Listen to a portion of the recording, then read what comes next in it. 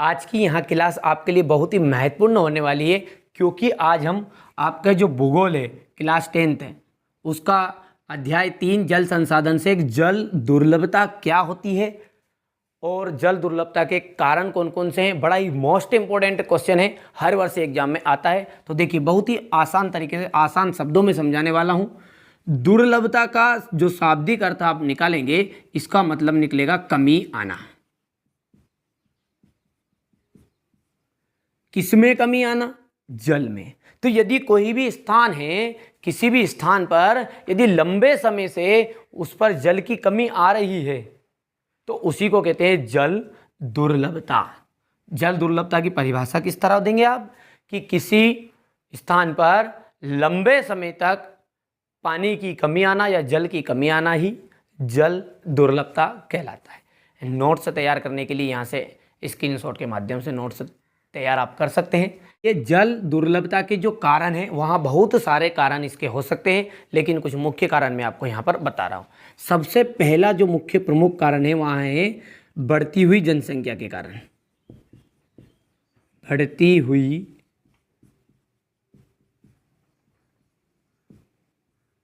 जनसंख्या के कारण जल दुर्लभता आ रही है।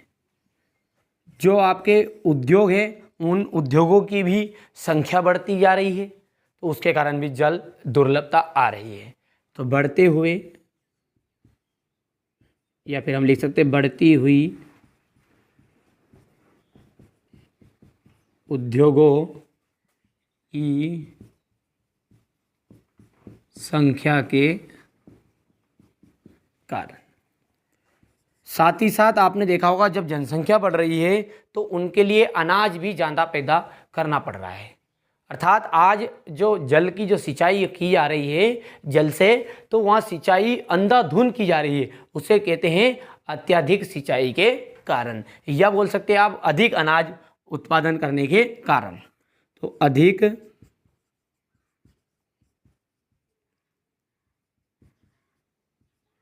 अनाज पैदा करने के कारण। चाहे तो आप यहाँ पॉइंट भी लिख सकते हैं कि अंधाधुंध या अत्यधिक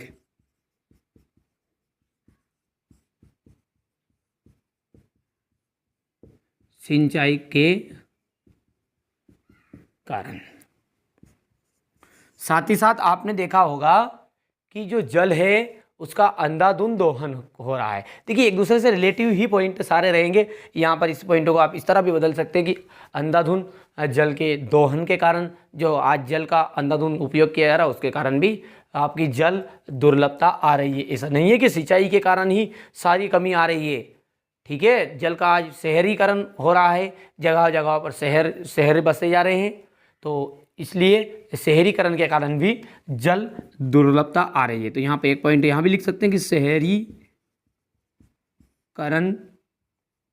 के कारण, और लिख दीजिएगा अंधाधुंध जल के दोहन के कारण, या बोल सकते हैं आप कि जल का अत्यधिक अंधाधुंध उपयोग करने के कारण। तो ये कुछ मुख्य कारण थे जल दुर्लभता के। 2 या 3 आपसे कारण पूछता है एग्जाम में।